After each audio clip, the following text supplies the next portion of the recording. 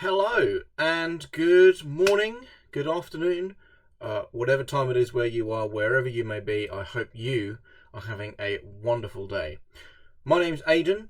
I am in the same situation as everyone else, under lockdown.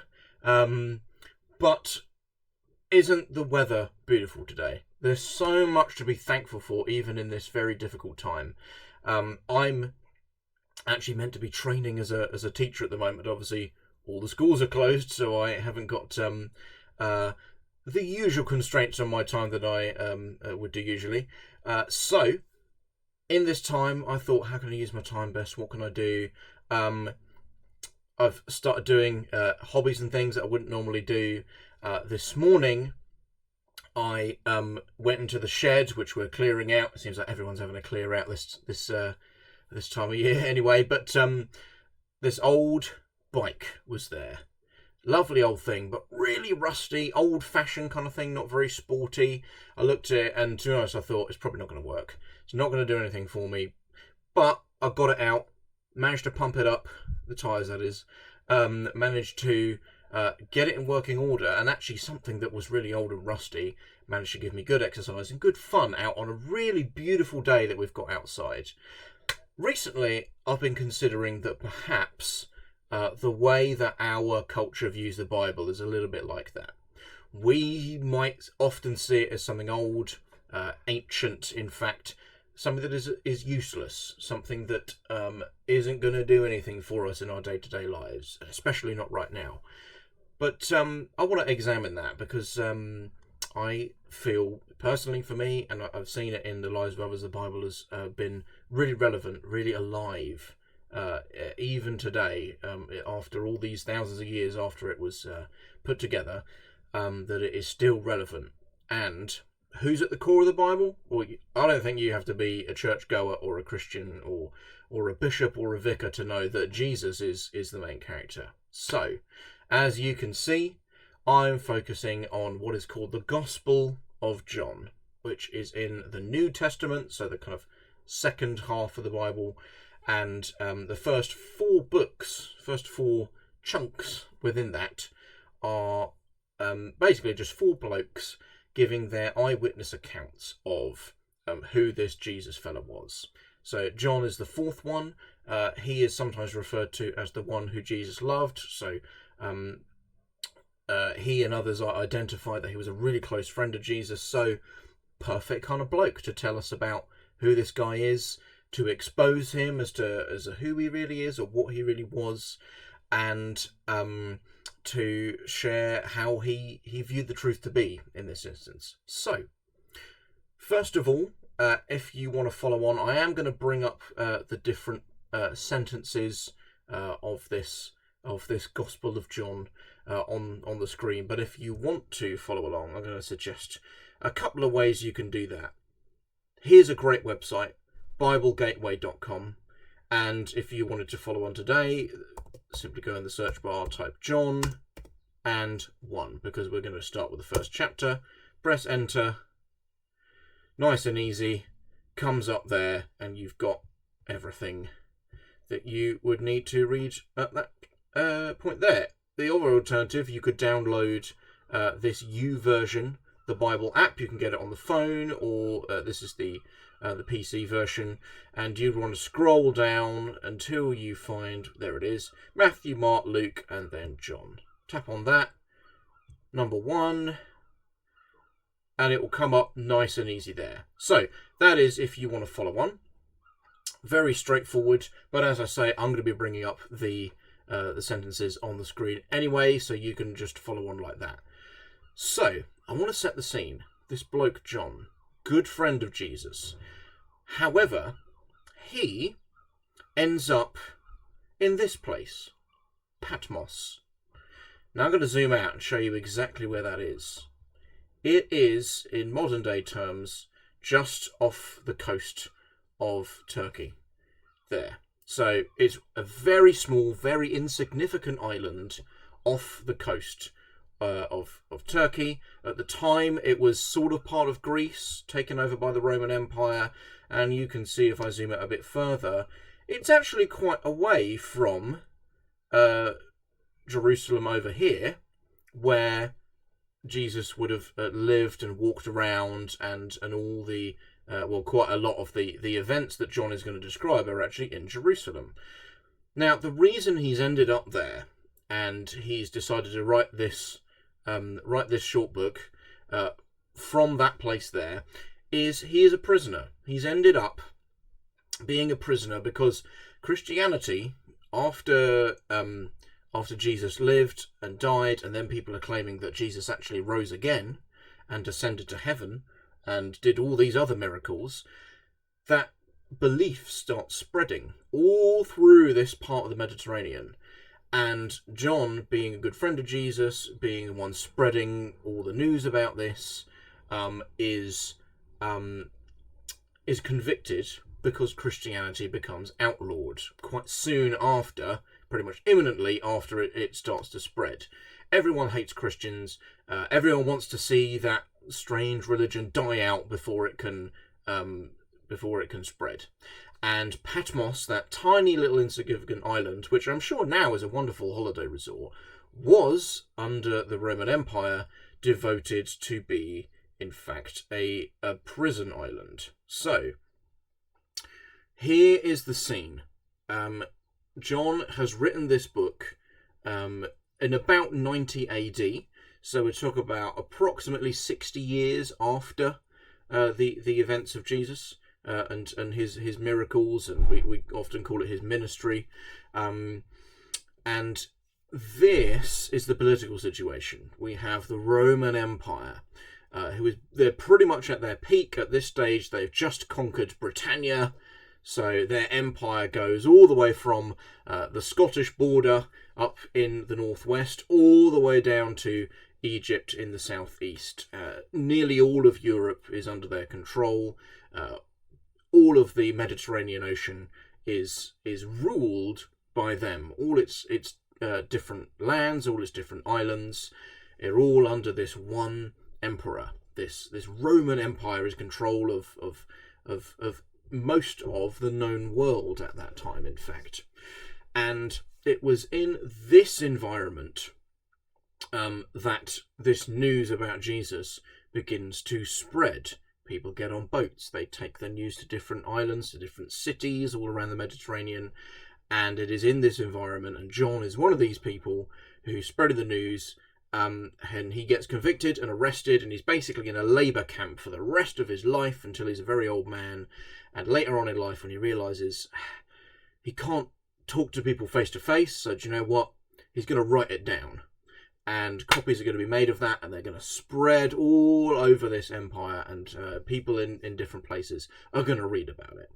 And so, the Gospel of John is that written account. We have it written down, translated out of the ancient Greek language into our modern language. Now, I want to...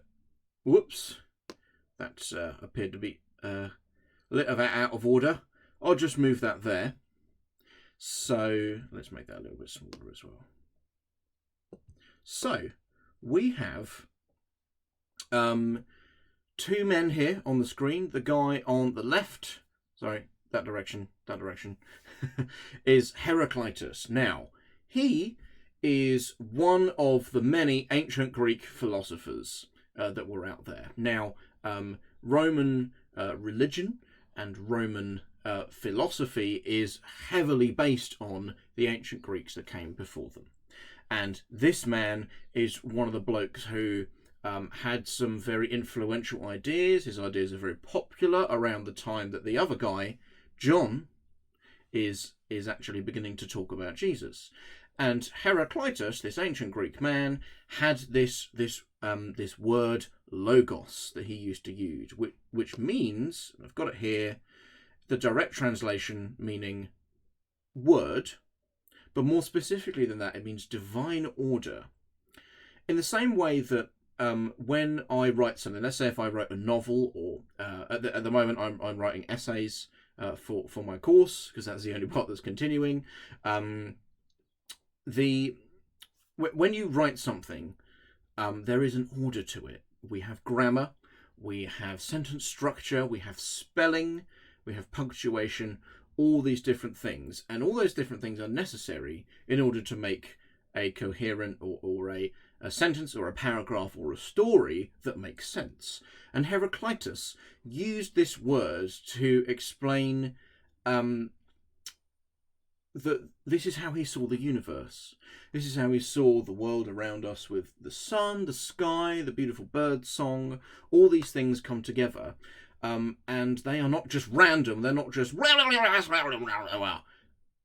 There are sounds in words, of course, but they're not random sounds. They are ordered. And more specifically that, he went to say they are ordered by something divine. Now, he doesn't necessarily believe in the gods that the Bible talks about. He certainly didn't believe in the man called Jesus. He would have believed that that would come from other deities. However, this guy, John, starts to use this idea that actually, I'm not around Jews anymore, so I'm not going to talk in Hebrew. I'm going to use Greek words. I'm on a Greek island.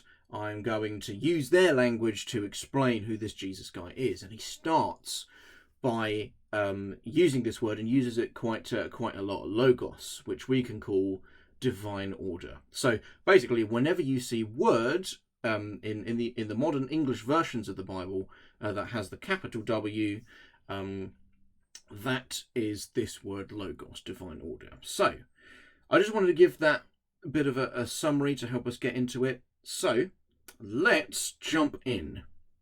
This is how John starts explaining God and Jesus. So, sentence number 1. In the beginning was the Word, logos.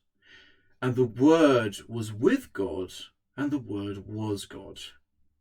So that divine order was with God, so it's hanging out with him, but it also is him. So something that is independent from him, but something that was also inherently part of him as well. Let's move on. He, so now this word has an identity, has a gender. He was with God in the beginning. So we have this logos person now, a man, is hanging out with God, and specifically has been hanging out with the God that made everything, has been there for forever, since before the world has been made. So, number 3, through him all things were made, and without him nothing was made that has been made.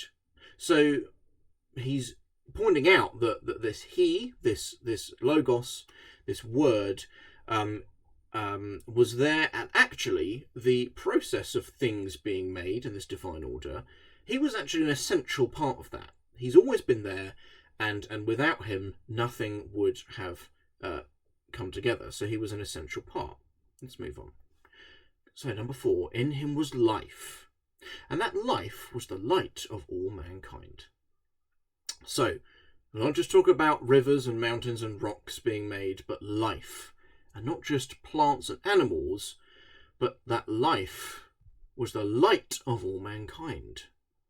So I'm actually saying, that was the pinnacle of creation, if you can phrase it like that. That all these things that are obviously beautiful, trees and hills and valleys, actually the cherry on the top of the cake, as it were, was mankind.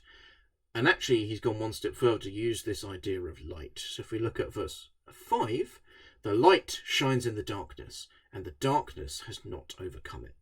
Now, I'm sure I don't have to give you examples of stories of fantasy. Stories are a particularly good example where light and darkness is used as a kind of analogy of good versus evil. And that idea has been used in loads of different stories, because that idea is ancient in of itself. And back then they had the same principle. Light is good, dark is bad. There's no grey area in between. You either have light or you have darkness, which is an absence of light. And he's saying that actually light is good, and light came in when mankind was made. And it comes from this divine orderer, if we can say that. So, all was good, all was meant to be good. Mankind was meant to be nice and lovely. And we'll see how that unfolds a little bit later. However, a little bit of a change of scene here as we now go to sentence number 6. Now, there was a man sent from God whose name was John. I'm just going to make a point. This is a different John. This John here is actually Jesus's cousin. And to differentiate, I'm going to call... so the John we're talking about now in the sentences is John the Baptist, you might have heard of. The John who wrote this down, is his official title is John the Apostle. So I'm going to use those terms to differentiate, basically. So, number 7, he came as a witness to testify concerning that light, that goodness, so that through him all might believe. Now, I'm sure John the Baptist wasn't able to speak to every single person in the world. So when we talk about all, it's all that he was able to, all the people whom he was able to speak to, but also the fact that John the Apostle has now written down about the life of John the Baptist. So perhaps now this is what he's starting to mean. Actually, the word is written down and it's starting to spread to more than just the people who heard the things, heard the testifying concerning the light. And John the Apostle clarifies, if we look at number 8, he himself, John the Baptist, was not the light. He came only as a witness to the light. So he's coming testifying, he's coming witnessing, he's coming talking about this light that is and is to come. Let's move on. So, a bit more of a chunk here, but this is joining them together. We started with that almost like epic introduction linking to all before time and space began, and then we suddenly jumped to, we're talking about John the Baptist, who was actually a very, very strange hermit bloke who lived in the desert. What's the link here? Why are we talking about God at the beginning and then this little hermit bloke? So, number 9. The true light that gives light to everyone was coming into the world. So it sounds like a bit of a prophecy there. Number 10. He was in the world, and though the world was made through him, the world did not recognize him. He came to that which was his own, but his own did not receive him. Yet to all who did receive him, to those who believed in his name, he gave the right to become children of God. Children born not of natural descent, nor of human decision or a husband's will, but born of God. Now, obviously, these are broken into 9, 10, 11, 12, 13, those 5 different sentences, but they are originally kind of written together as one piece. In fact, all of this was actually originally written down almost like a letter would be. It's just that nowadays we break it up a little bit just to make it a bit more manageable. So, back to this idea of light. That light, that goodness, that purity, that it's got no darkness intertwined in it. It is pure goodness. And it has this identity. He, and we're talking about that divine order, he. It's the same identity here. He was in the world.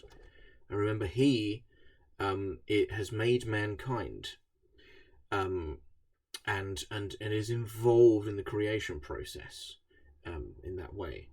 And so, if we look at verse that sentence 10, he was in the world, and though the world was made through him, the world did not recognize him. And what John the Apostle is clarifying here is that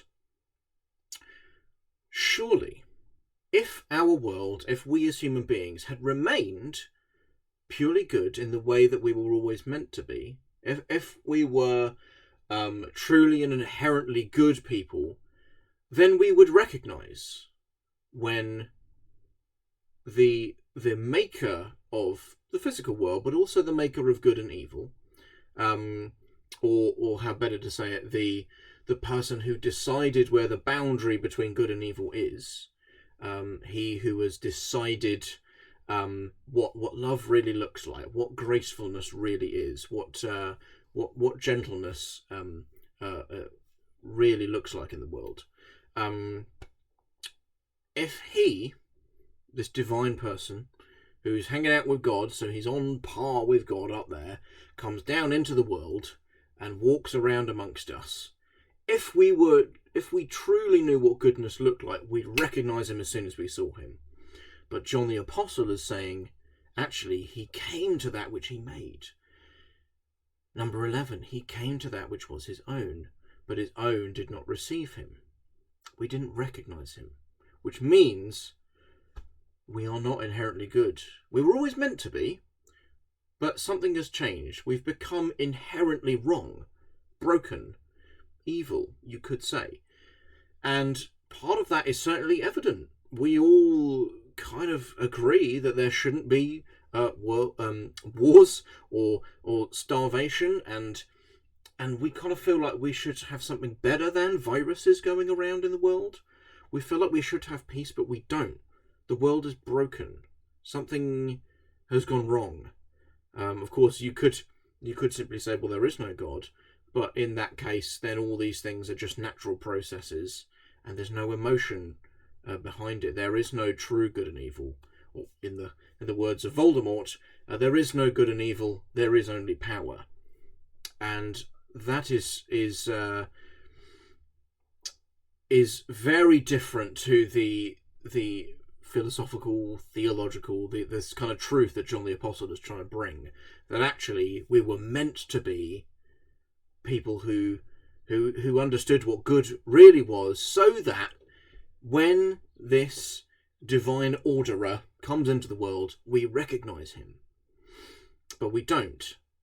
And yet, this is why John calls it the gospel, which is the Greek word for good news, for something to celebrate, basically. Because in sentence 12, yet all who did receive him, to those who believed in his name, he gave the right to become children of God. Children not born of natural descent, nor of human decision or a husband's will, but born of God. So he's clarifying, okay, when I say children of God, I'm not talking about children in the normal sense. I'm talking about the fact that actually we were all made, we are mankind, therefore we were made by this God who sometimes describes himself as Father. And what has happened is that because he's given us this idea of do you know what, I am God, I made the physical world, I'm therefore making, I'm telling you where the boundary between good and evil is. Once you stick to that, you'll be fine. And mankind has said, nah, do you know what, we want to steal, we want to lie, we want to commit adultery, we want to sleep with other people's spouses, we want to do all these different kind of things that are wrong in the eyes of God. And we've messed up that idea of what good and evil, where the boundary really should be. But we're given a chance to go back to that state of becoming inherently good once again. And that's what John means by being children of God. We've run away. We have run away from that Father so much that we don't even recognise our own dad anymore. But he's saying, do you know what? The Father's love, this God's love, goes further than that. To say, actually, do you know what? I still love you. I don't care if you run away. I can't force you to come back, but I'm giving you the chance to come back if you choose to. So, let's move on. Number 14. The Word became flesh and made his dwelling among us. We have seen his glory, the glory of the one and only Son, who came from the Father, full of grace and truth. Now, I've put a little picture of the Christmas story, the Nativity there, which I'm sure many of us are familiar with from school days, watching your kids do nativity shows, or just you see it on the TV when it's Christmas time. John doesn't go into lots of details here about that whole part of Jesus' birth. This is all he explains, that Jesus has become flesh, that that divine orderer, that bloke hanging out with God, has now become a human being. And the chance has come for us to recognise him or not. And he specifically gives this idea, full of grace and truth, that there are, above all things, you could say, these two things that are super important: grace, so gracefulness, gentleness, love, compassion, forgiveness, all those things that we adore that are good in a human being. He's full of it. He's abundant with it. If we want to know how, what those things look like, how do we do it ourselves, we look at him. And also truth. You know, we've had all these fads about fake news. I don't know if you've noticed, but there's so many conspiracy theories going around now, more than ever, maybe, because the coronavirus is a strange thing, and people have a lot of time on their hands to sit at home and come up with ideas. And this son coming into the world offers the truth, to get rid of all the wishy-washy stuff that fake journalism might try to produce, all the different ideas that philosophers try to come up with that conflict. Nah, do you know what? If he's coming from the one who made all things, he's going to come with the truth. He's going to know it, because he sees the world from an angle that we don't. He's above it all. So, we come back to this John the Baptist, number 15. John testified concerning him. He cried out, saying, "This is the one I spoke about when I said, he who comes after me has surpassed me, because he was before me." So he's identified that even though actually this Jesus bloke he's my cousin, he is bigger than that. He's more than just a blood relative. He is the God made flesh. So, 16. Out of his fullness we have all received grace in place of grace already given. Now, grammatically, that seemed a bit weird to us, but basically that is an ancient writing style that they would put repetition in. I guess there are modern examples a bit like that. But grace in place of grace is basically saying there's an abundance of grace. Putting the same word twice in a sentence is ancient grammar for just saying there's lots of it, basically. So, number 17, for the law was given through Moses, grace and truth come through Jesus Christ. And the relevance of that, the law, the old Jewish religion that crops up in the Old Testament, we're now in the New Testament. The law, if I can put it like this, light and darkness, good and evil, law simply tells us where that boundary is. It tells us when we've gone too far into darkness, into something that's not good at all, and it tells us in the same way that that laws of our country help us to identify what are the parameters in which we should stay in order to be law-abiding citizens. But the law doesn't instinctively by itself, it doesn't inherently give us the things to do, doesn't give us a purpose. Unless you are a law bringer yourself, then you have a purpose to keep other people within that law. But the divine law, the moral law, the only law bringer is God himself in that case. He doesn't hire lawyers and set up courts and stuff, obviously. But we are therefore left in the place of, okay, we can see the law, we could read the Old Testament, but actually grace and truth, grace being all these lovely things, to love our neighbours, to care for the homeless and the downtrodden, and isn't it great that actually we're seeing more and more of that in these strange times? We're given something to do. The law doesn't give us that by itself, but grace and truth does. So, I want to finish just with this. Number 18, no one has ever seen God, but the one and only Son, who is himself God and is in the closest relationship with the Father, has made him known. So, this is the beginning of John's Gospel. He's saying that Logos, that divine order, has come into the world, made flesh. This man John is talking about him, and wouldn't you want to learn all good things once we identify that actually this fella, this Jesus, is indeed the one who has spent an eternity with God before the world even began, has therefore developed the best relationship with the Father God, and has come to talk about God, to talk about love and how it's really defined and exemplified in himself, in the flesh, as a human being. How do we do love? How do we do gentleness? How do we know what the truth really is in this crazy world we live in? So, that's a bit of an intro. I've gone into some depths there of the history of some of the ancient language.